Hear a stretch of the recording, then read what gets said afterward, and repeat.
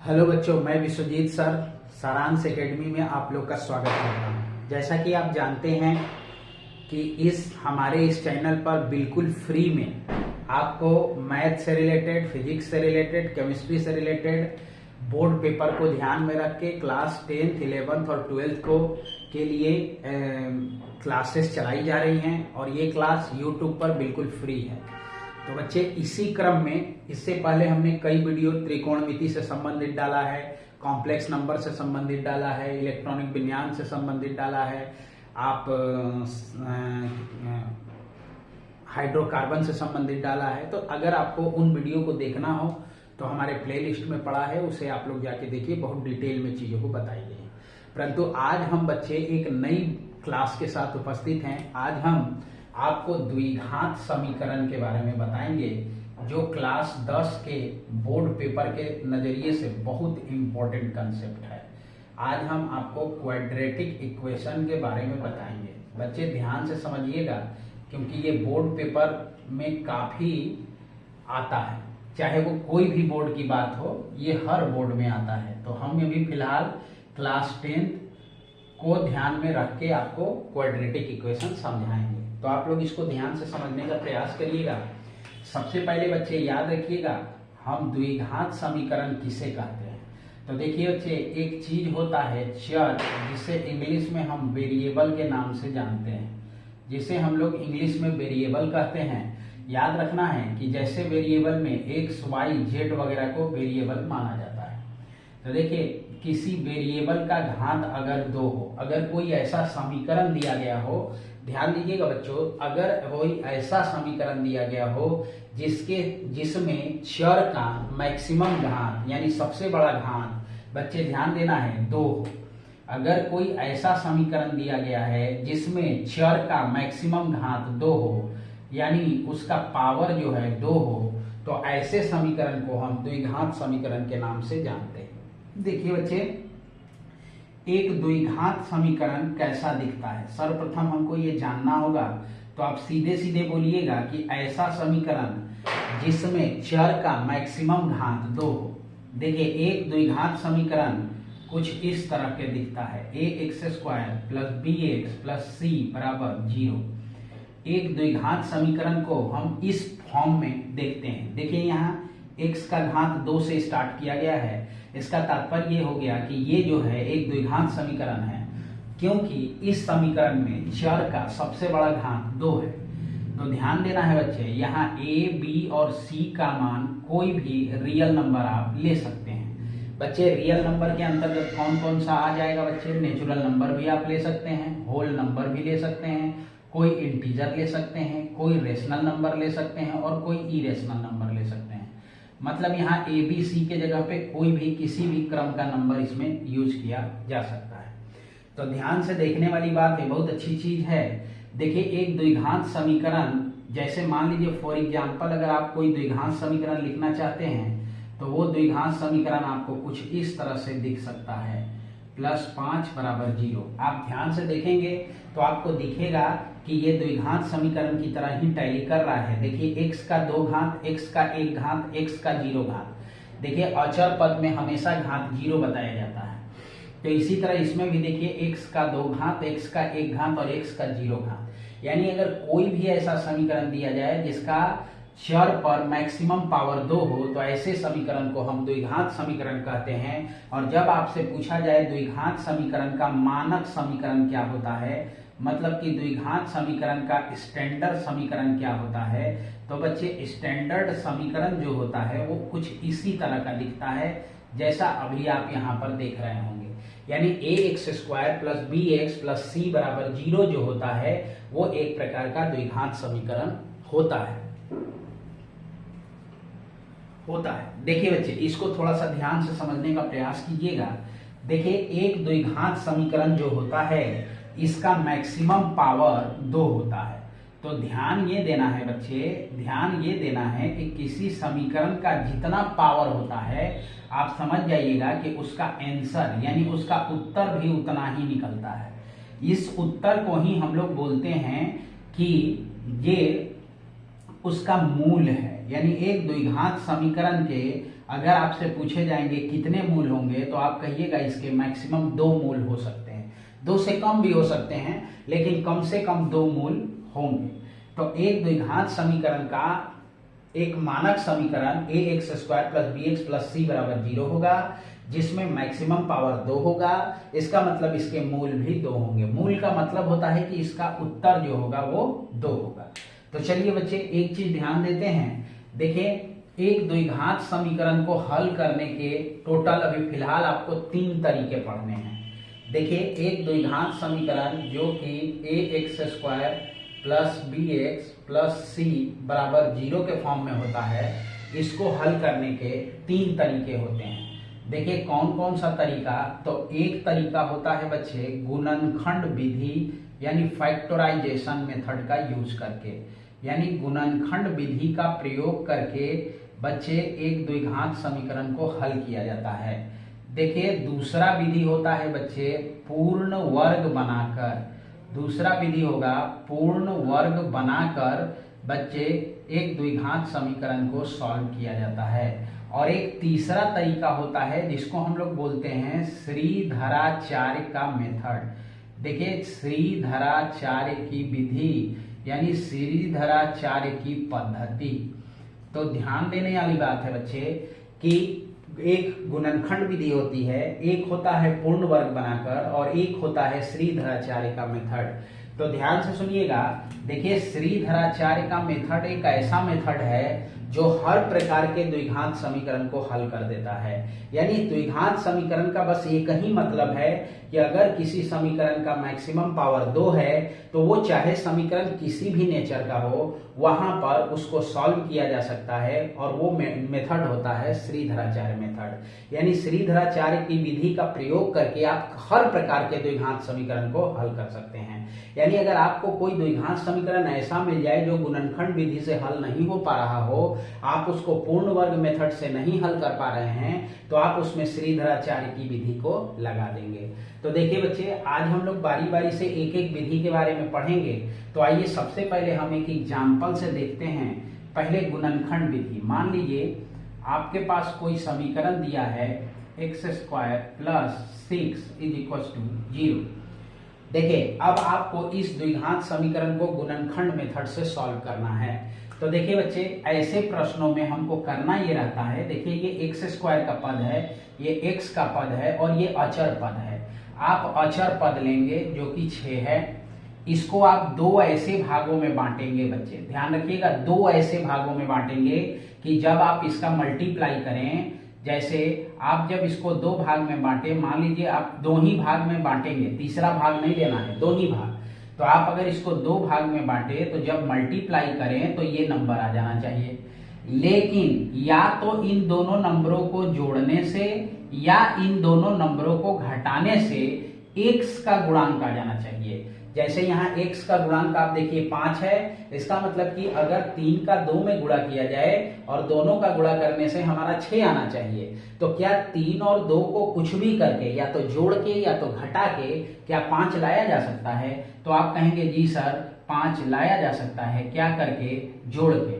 इसका मतलब सीधा सीधा फंडा है कि आपको गुणनखंड मिल चुका है कि 3 और 2 उसका गुणनखंड है। एक बार फिर से सुनिए, किसी समीकरण को, किसी द्विघात समीकरण को गुणनखंड विधि से सॉल्व करने का तरीका होता है कि आप क्या करेंगे, अचर पद लेंगे, उसे 2 भाग में तोड़ेंगे, ऐसे 2 भाग में तोड़ेंगे कि जब मल्टीप्लाई किया जाए तो वो अचर पद आ जाए। जैसे यहाँ 6 था तो 6 को हमने 2 भाग में तोड़ दिया तो 3 दूना 6। और अगर इन दोनों को जोड़ने या घटाने, केवल यही दोनों मेथड यूज कर सकते हैं, या तो जोड़ने से या घटाने से x का गुणांक आ जाना चाहिए, तो समझ जाइएगा कि वो गुणनखंड आपका सही है। चलिए देखिए इसी चीज के लिए आप इसको सॉल्व कैसे करेंगे, बस कुछ नहीं करना है, यहाँ जो 5 है आप उस जगह पे इस चीज को पुट कर दीजिएगा। यानी 5 की जगह आपने लिख दिया 3 + 2, x जैसे है रहने दीजिए, प्लस का 6 जैसे है रहने दीजिए। अब आप क्या करेंगे बच्चे, यहाँ से ब्रैकेट ओपन करेंगे, इस x का दोनों में मल्टीप्लाई करेंगे तो ये आपको ऐसा दिखने लगेगा, x² + 3x + 2x + 6 = 0। अब आप देखिए 2 पदों में से कॉमन निकाल लीजिए, इसमें से आपको कॉमन मिलेगा x, तो बचेगा x प्लस 3। ध्यान दीजिए यहाँ x स्क्वायर था तो आपने x निकाल दिया, यहाँ से x बचा और प्लस यहाँ से 3 बचा क्योंकि x कॉमन निकल चुका है। इसी तरह बच्चे हम यहाँ से 2 कॉमन करेंगे, 2 कॉमन करिएगा तो यहाँ x बचेगा और 2 के पहाड़ा में 6 3 बार में आता है, इसलिए x प्लस 3 बराबर 0। ध्यान देने योग्य बात है बच्चे कि ये दोनों कोष्टक हमेशा बराबर होना चाहिए। अगर ये दोनों कोष्टक बिल्कुल भी डिफरेंट आ गया तो समझ जाइएगा कि कहीं ना कहीं आपने कैलकुलेशन गलत कर दिया है। अब आप क्या करेंगे, अब देखिए ये दोनों कोष्टक सेम है, इसका मतलब आपने यहाँ तक सही किया है। अब आप क्या करेंगे, इसमें से x प्लस 3 को कॉमन कर देंगे बच्चे, तो आपको जो बचेगा बाकी को कोष्टक में लिख दीजिएगा। तो यहाँ आपको x बचेगा और यहाँ प्लस का 2 बचेगा, बराबर में 0 आपका बचेगा। अब आप दोनों को क्या करेंगे, बारी बारी से 0 के बराबर लेंगे, यानी यदि x प्लस 3 बराबर 0 तो x की वैल्यू यहाँ से निकल के आ जाएगी -3। इसका मतलब एक वैल्यू ये हो जाएगा और इसी तरह आपको दूसरी वैल्यू मिल जाएगी जो कि x प्लस 2 बराबर 0, यानी x बराबर मिल जाएगा आपको -2। यही आपके प्रश्न का फाइनली आंसर हो जाएगा। तो इस प्रकार गुणनखंड मेथड का प्रयोग करके किसी द्विघात समीकरण को हल किया जाता है, सॉल्व किया जाता है। बच्चे इस मेथड को आप लोग समझ लीजिए, लेकिन ध्यान रखिएगा क्लास 10 में नॉर्मली ये सब मेथड का सवाल नहीं आता है, ज्यादातर पूर्ण वर्ग या श्रीधराचार्य मेथड का यूज करके आता है। तो चलिए आइए हम लोग एक क्वेश्चन और करते हैं। चलिए क्वेश्चन बाद में कर लिया जाएगा, चलिए अब दूसरा मेथड सीखते हैं। अब हम लोग एक द्विघात समीकरण हल करेंगे जिसको पूर्ण वर्ग मेथड का प्रयोग करके पूर्ण वर्ग बनाकर हल करेंगे बच्चों। तो ध्यान से इसको आप लोग देखेंगे तो समझ में आ जाएगा। ध्यान से देखिएगा। देखिए इसी द्विघात समीकरण को मैं हल करके श्रीधराचार्य के मेथड तक पहुंच जाऊंगा। देखिए मान लीजिए कोई द्विघात समीकरण है ax² plus bx plus c बराबर 0। आपको इसको पूर्ण वर्ग बनाना है, तो ध्यान से देखिएगा, बारी बारी से बात को सुनते जाइएगा। देखिए सबसे पहला काम आपको x² को यहाँ x² के गुणांक को कॉमन करना है। तो आप जब x² के गुणांक को कॉमन करेंगे तो यहाँ से a कॉमन हो जाएगा, यहाँ से a हट गया तो यहाँ केवल x² बचा। अब आपके मन में एक बात आएगी कि सर यहाँ से a हट गया लेकिन यहाँ तो a कॉमन नहीं है। तो ध्यान रखिएगा जहां कोई पद कॉमन नहीं होता है वहां बटे में लिख दिया जाता है, तो b/a x हो जाएगा और प्लस में c में से भी a कॉमन नहीं है तो वही मेथड लगाएंगे, c बटे के a लिख देंगे और ये आपका बराबर में 0 हो जाएगा। अब आप इस a को नीचे ले जाइए और 0 बना दीजिए, तो बन जाएगा x² plus b/ax plus c/a बराबर 0। अब देखिए बच्चे ध्यान से सुनिएगा, करना क्या रहता है, जब x² में से गुणांक हट जाता है तो अब आप x का गुणांक लेंगे। देखिए यहाँ x का गुणांक क्या है, तो b/a है, ठीक है।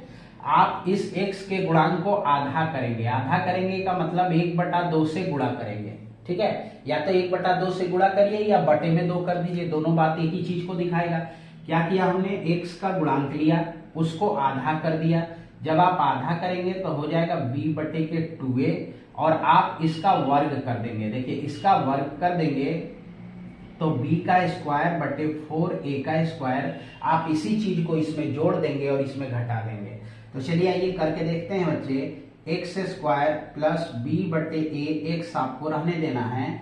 अब आप इस चीज को यहाँ पे जोड़ दीजिए। देखिए हमने b²/4a² को जोड़ दिया, अब हम इसी चीज को घटा देंगे तो b² बटा 4a²।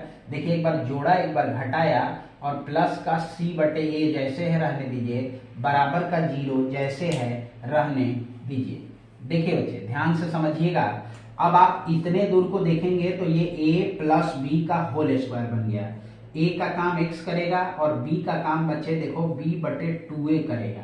यानी अगर आप देखेंगे मतलब इस चीज को सॉल्व करेंगे तो ये चीज आ जाएगा, ठीक है। तो ये a प्लस बी का होल स्क्वायर हो गया और बाकी जो टर्म बचे उसको हमने उस साइड ट्रांसफर कर दिया, तो ये माइनस में है तो प्लस में चला जाएगा, यानी b²/4a का स्क्वायर और ये चीज प्लस में है तो माइनस में हो जाएगा जो कि c/a होगा। अब आप इसको सॉल्व करेंगे तो x प्लस b/2a का होल स्क्वायर, इसका लसा बच्चों 4a का स्क्वायर हो जाएगा, ठीक है। चलिए, तो जब आप इसका लॉसा लेंगे तो ऊपर आपको मिलेगा b का स्क्वायर और माइनस में हो जाएगा 4ac, यहाँ से एक ए छोड़ दिया, 4a का मल्टीप्लाई हो गया। अब आप क्या करेंगे, स्क्वायर उतार के इसके ऊपर करनी लगाएंगे, तो आपको मिल जाएगा x बटे एक्स प्लस बी बटे 2a बराबर इधर आ जाएगा आपका करनी में, देखिए बी स्क्वायर माइनस 4ac बटे में हो जाएगा 4a का स्क्वायर। आप जानते हैं बच्चे कि कोई भी चीज को जब करनी से बाहर निकाला जाता है तो हमेशा प्लस और माइनस में लिखा जाता है।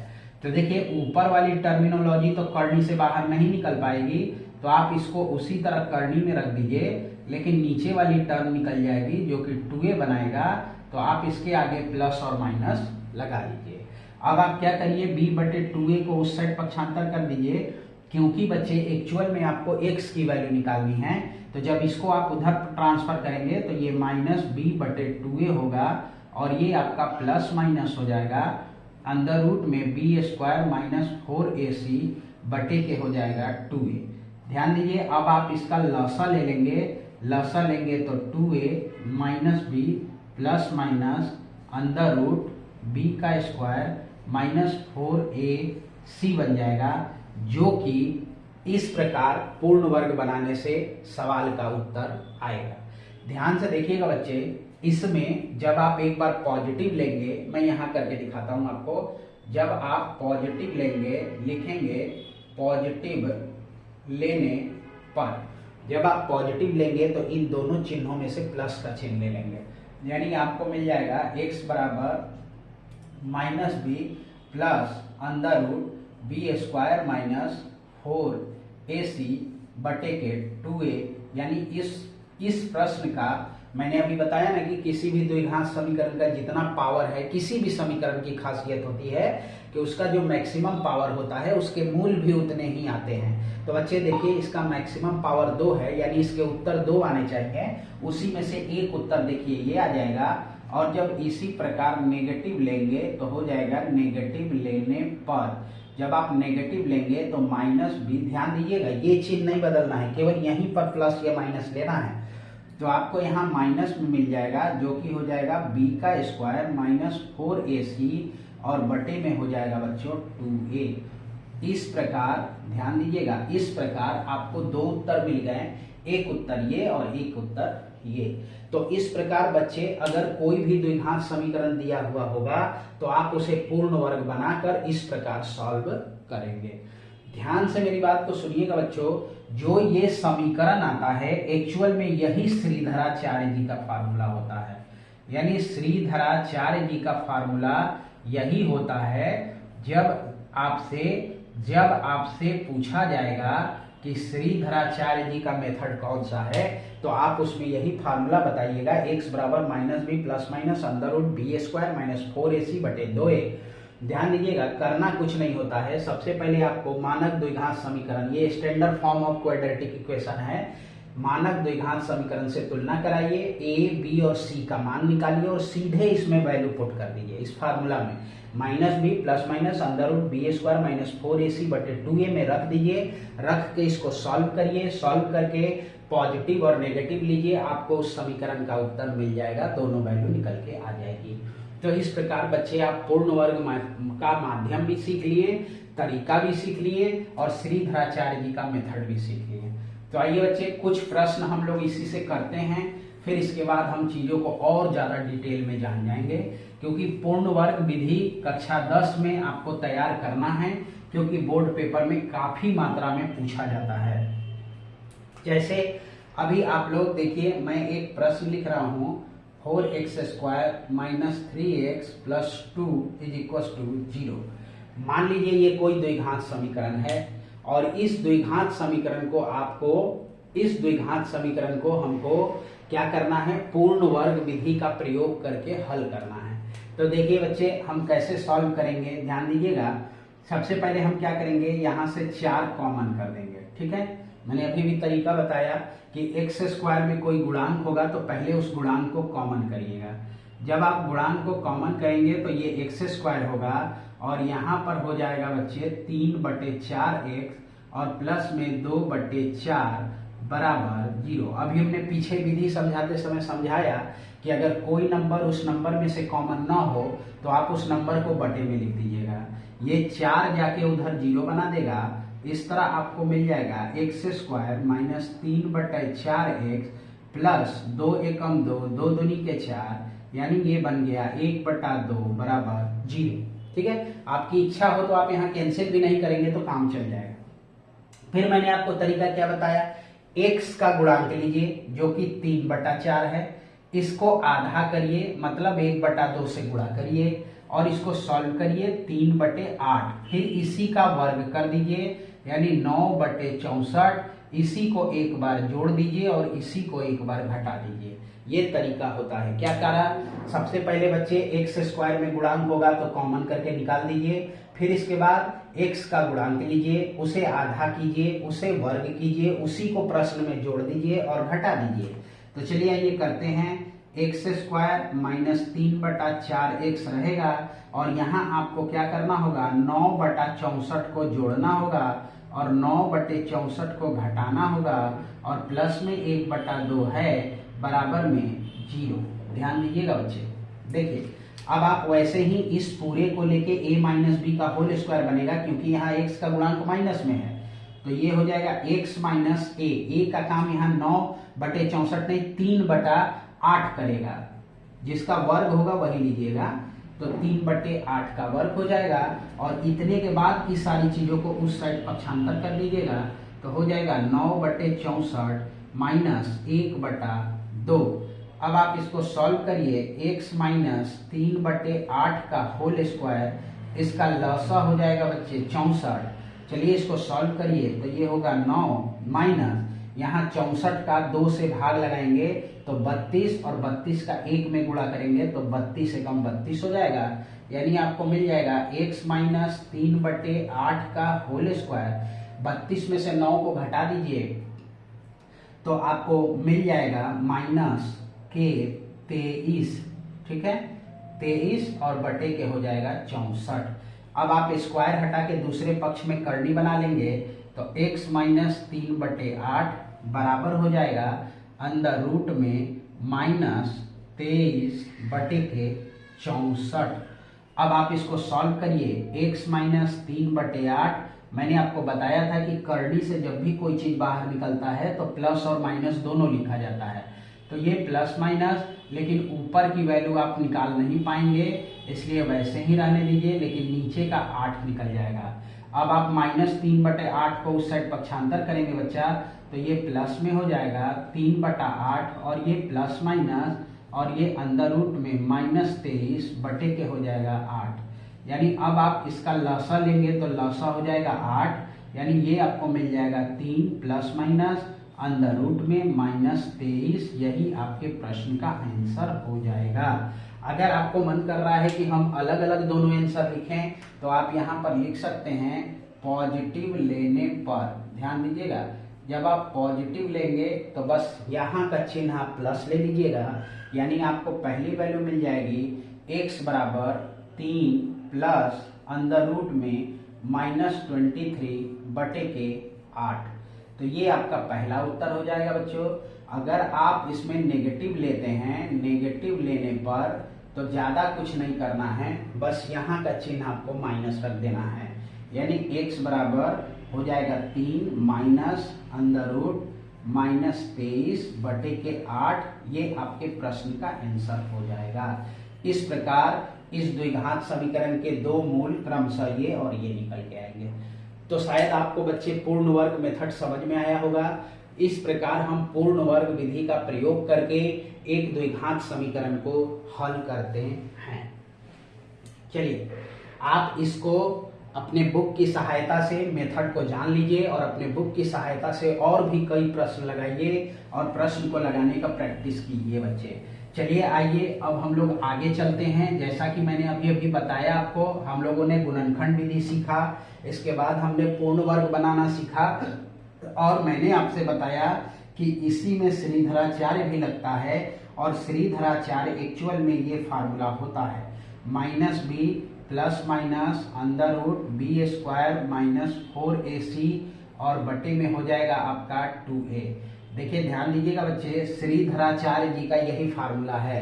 ध्यान देना है, सबसे पहले कैसे सॉल्व करना है। जब कोई आपको द्विघात समीकरण दिया जाएगा तो आप सबसे पहले उसकी तुलना ax² plus bx plus c बराबर 0 से करिएगा। तुलना करा के a, b और c का मान निकाल लीजिएगा और सीधे इस फार्मूला में रख दीजिएगा x बराबर minus b plus minus √b² minus 4ac बटे 2a। चलिए एक क्वेश्चन हम लोग इससे करके देखते हैं तो चीजें ज्यादा क्लियर हो जाएंगी। जैसे अभी हम आपको पहला वाला ही प्रश्न करके दिखा देते हैं। मान लीजिए ये कोई द्विघात समीकरण है और आपको इस द्विघात समीकरण को कहा गया कि श्रीधराचार्य जी के मेथड से लगा के बताइए। तो आप सबसे पहले क्या करेंगे, लिखेंगे कि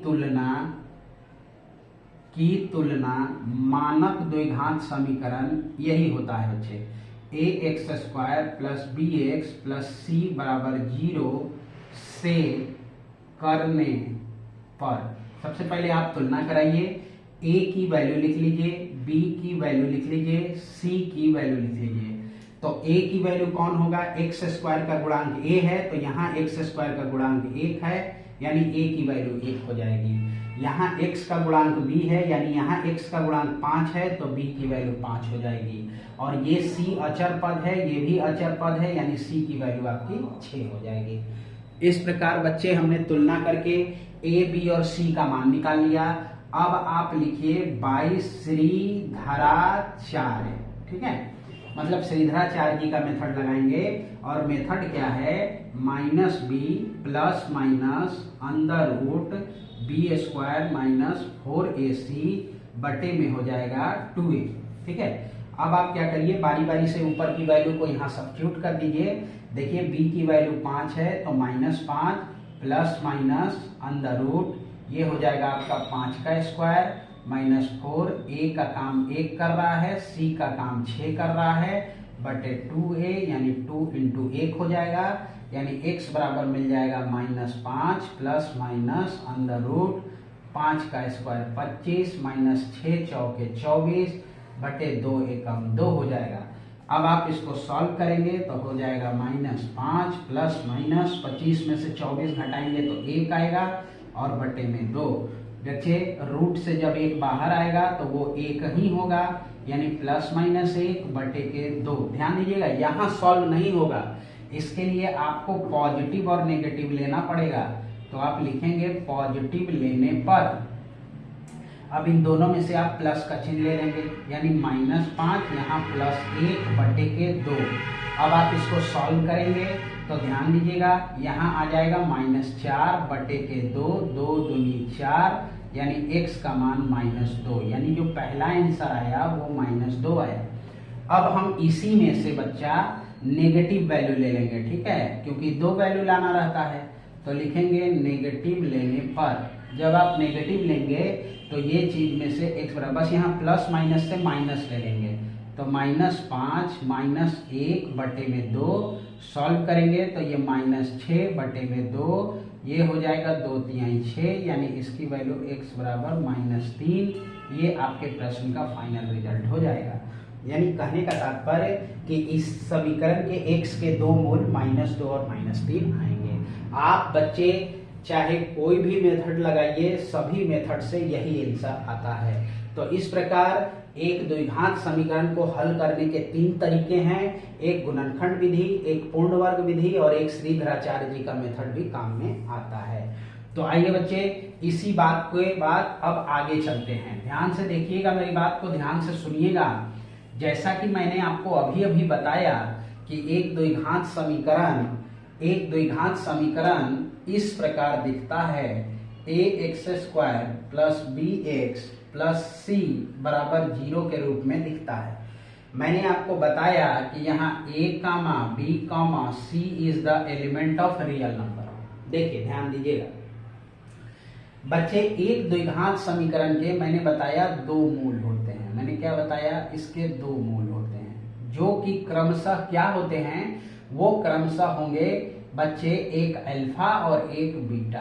मतलब अगर आपसे कोई पूछता है कि एक द्विघात समीकरण का जो 2 मूल होता है वो कौन कौन होता है, तो एक मूल होता है अल्फा और एक मूल होता है बीटा। देखिए जब आप इसको सॉल्व करेंगे तो इसमें एक बार भी श्रीधराचार्य में आया था प्लस माइनस अंडर रूट में b का स्क्वायर माइनस 4ac बटे में 2।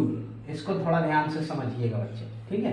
देखिए मैं ये कह रहा हूं कि अगर आप इसमें से, क्योंकि मूल का मतलब ये होता है कि इस समीकरण का उत्तर जो हम सॉल्व करके आंसर लाते हैं उसी को एक्चुअल में मूल कहते हैं। मूल को हम लोग इंग्लिश में रूट्स कहते हैं बच्चे, रूट्स।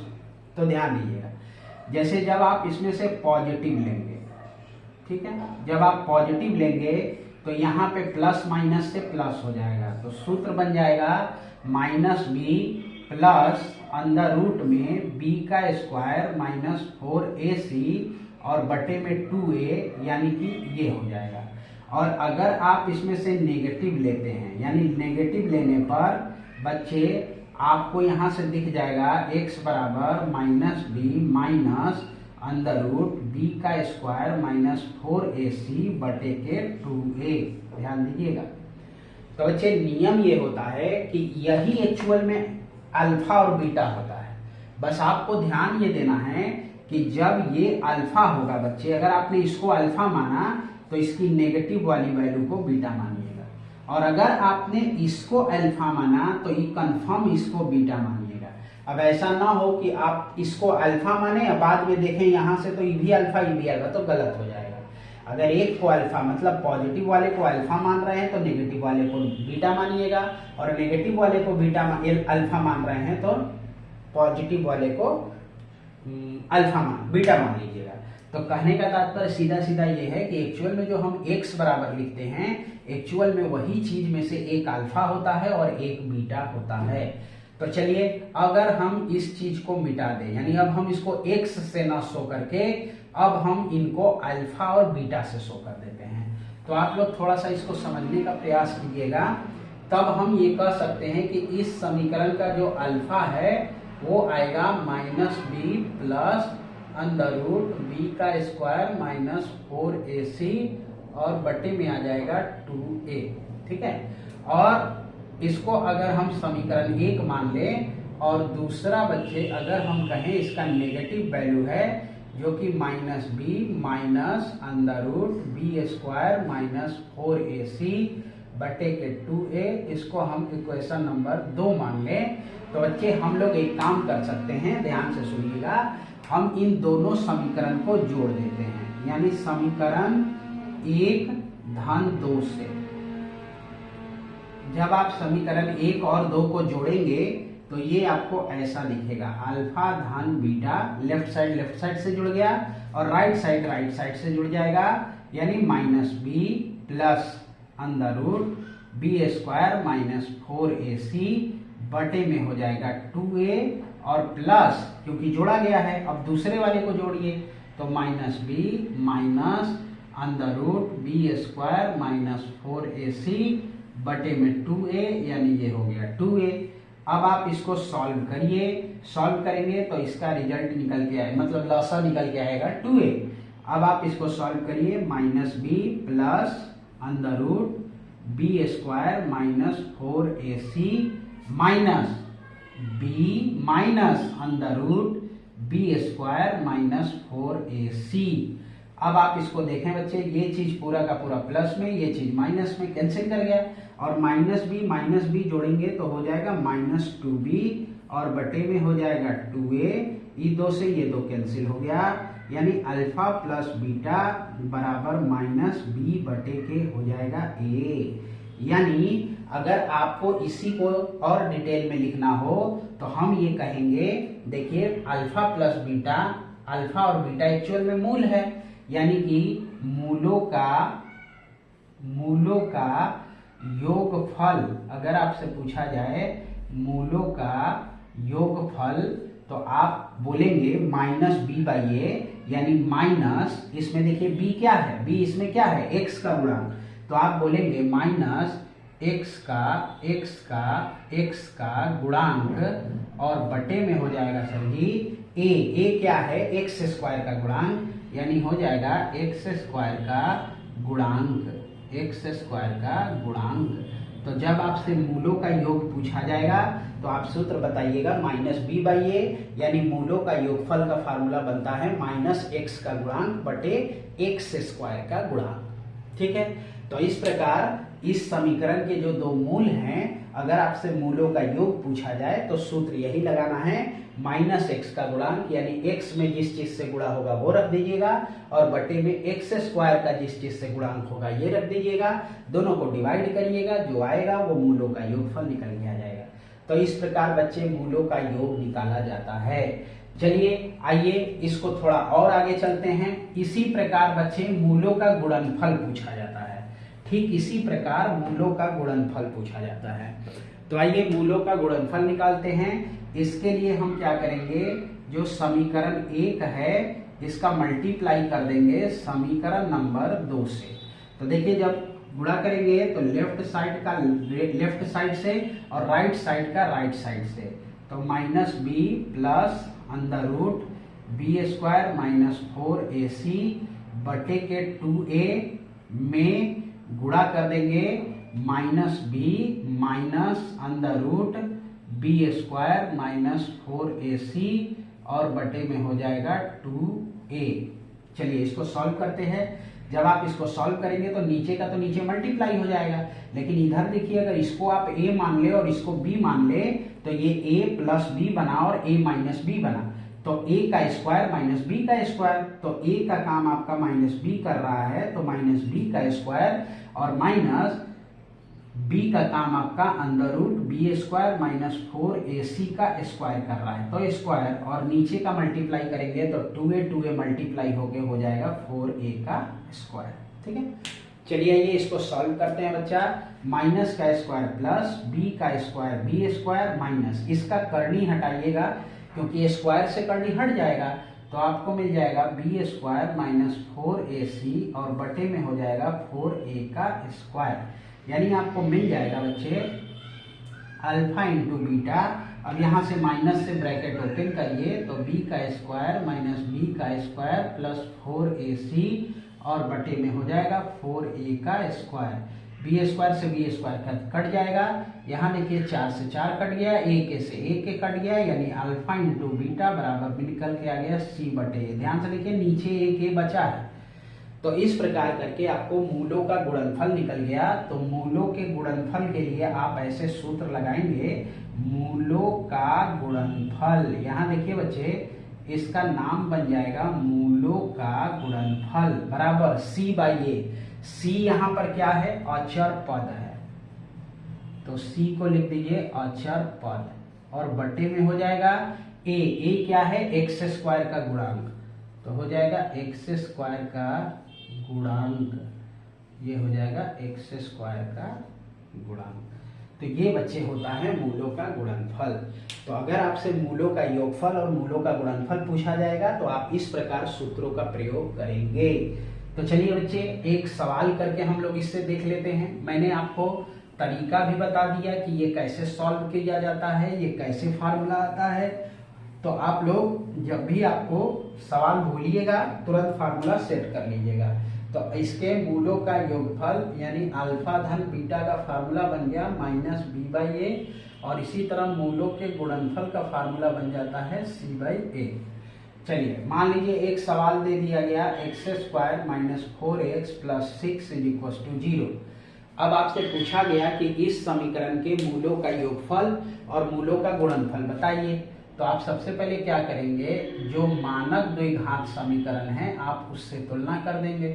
तो आप इसकी तुलना करेंगे ax² + bx + c = 0 से करने पर, जब आप तुलना करेंगे तो यहाँ x² का गुणांक a है जबकि x² का गुणांक यहाँ 1 है, यहाँ x का गुणांक b है जबकि यहाँ x का गुणांक -4 है और x अचर पद c है जबकि यहाँ अचर पद 6 है।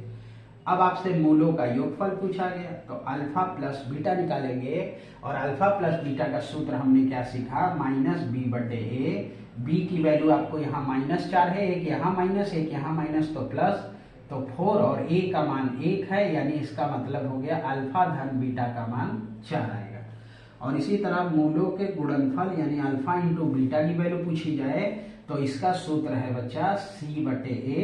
C की वैल्यू आपका 6 है जबकि A की वैल्यू 1 है, डिवाइड करेंगे तो 6 आएगा, यानी ये उसका उत्तर हो जाएगा। तो इस प्रकार अगर आपको कोई द्विघात समीकरण दिया होगा तो उसके मूलों का योगफल और उसके मूलों का गुणनफल निकाला जाता है, ज्ञात किया जाता है। आइए बच्चे और भी आगे कुछ चीजों को सीखने का प्रयास करते हैं कि चलिए आज अब नेक्स्ट क्लास में हम आपको बताएंगे कि जब कोई द्विघात समीकरण दिया जाता है तो इस द्विघात समीकरण का विविक्तकर कैसे निकाला जाता है और इसका नेचर कैसे निकाला जाता है। हम इसके लिए एक स्पेशल क्लास लेके आएंगे बच्चों। आज की क्लास में बस इतना ही। प्रयास करिए जितना क्वेश्चन बताया गया, जो तरीका बताया गया, बुक की सहायता से आप उसको पूरा प्रैक्टिस करने का प्रयास करिए। कोई प्रश्न आपका छूटता है, दिक्कत होती है, आप कमेंट बॉक्स में डालिए, उसको देख के मैं एक अलग वीडियो के माध्यम से आपके डाउट को क्लियर करूंगा। बस इन्हीं बातों के साथ आज की क्लास समाप्त करता हूं। अगर बच्चे हमारी क्लास से आपको कुछ लाभ मिल रहा हो तो लाइक, शेयर और सब्सक्राइब करिएगा और दूर दराज में ऐसे लोगों तक वीडियो को पहुंचाइएगा जिनको इसकी जरूरत है। ठीक है बच्चे, थैंक यू।